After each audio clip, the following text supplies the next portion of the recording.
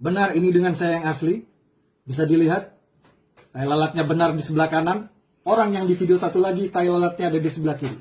Saya ingin klarifikasi berita yang ramai tentang saya di medsos.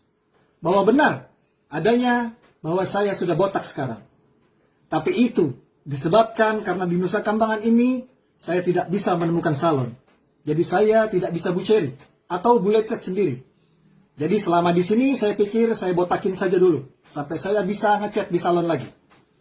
Yang kedua, saya ingin menyampaikan kepada Laskar yang menyimpan baret bintang 5 saya. Tolong disimpan baik-baik.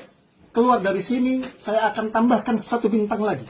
Menjadi bintang 6. Nanti kalau saya masuk penjara lagi, saya tambahkan 1 bintang lagi. Jadi bintang 7 dan seterusnya.